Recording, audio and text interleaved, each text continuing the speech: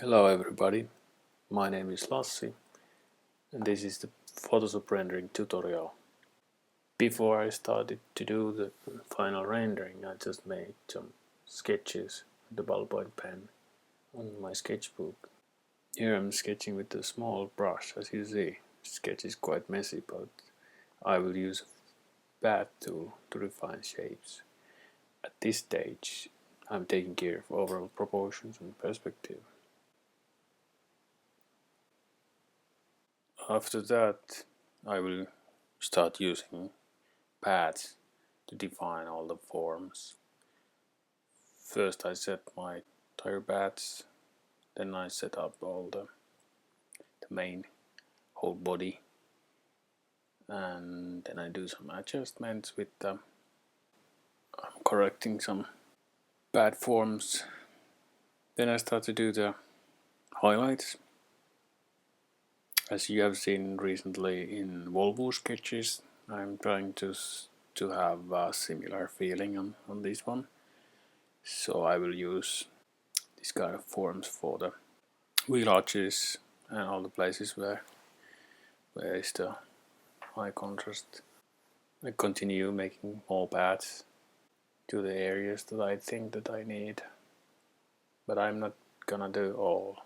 I'm not gonna cover whole car with paths. I just make some which I think that I will need, because in the middle of rendering I can make more paths if I need, and I use paths only for selecting areas.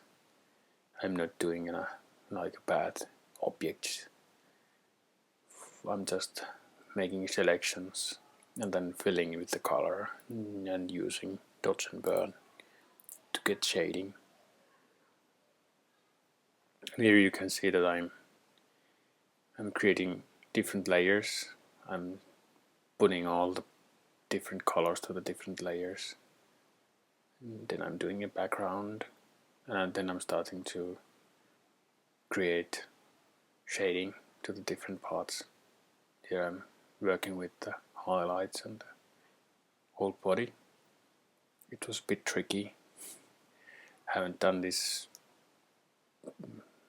It's a long time when I have done this before, so it took a couple of 20 minutes, half hour to get the right mood to do this kind of rendering.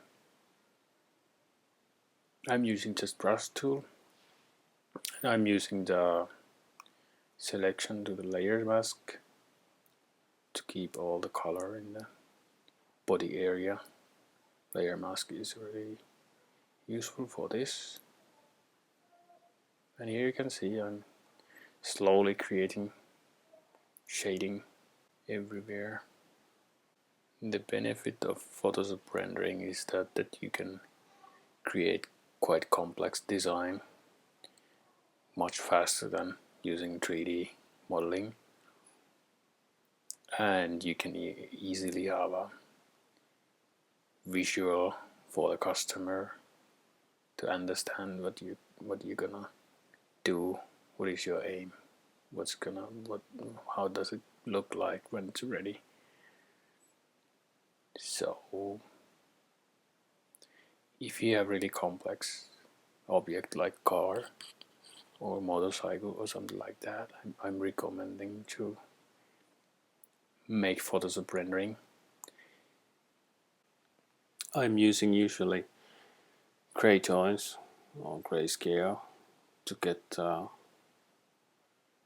forms and everything, because it's easier to handle than the colors. And with Photoshop you can change the color afterwards if you want.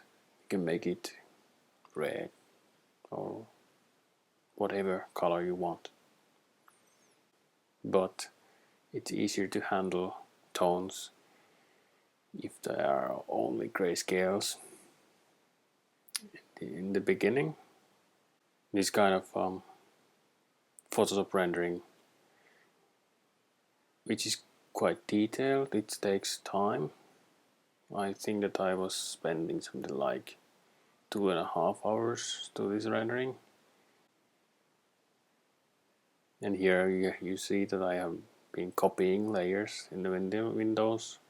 I'm using the same layer and I'm just copying it and cutting some parts of it and use different opacities or different layer to get different results. And I'm using free transform tool. That's really handy. And you have to tweak some areas or forms. For the wheel design, I'm uploading side view picture of the rims, what I just made recently.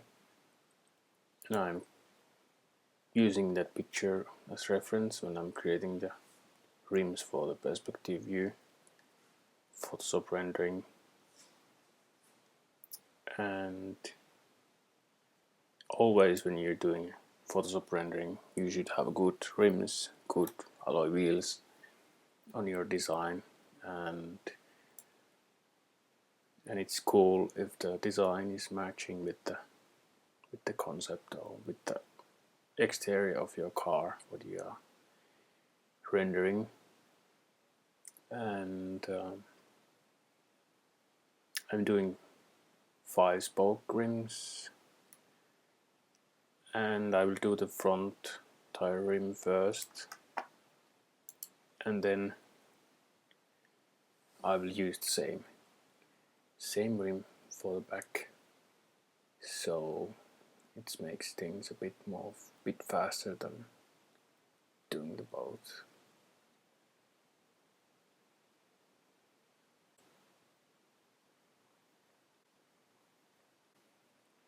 And here I'm adding some background,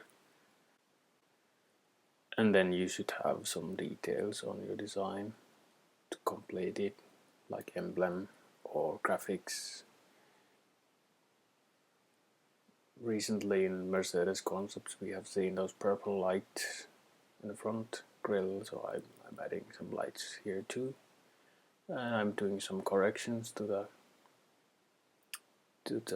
rendering, because I noticed that the perspective is not right in at its height, so I did some corrections, small details here and there.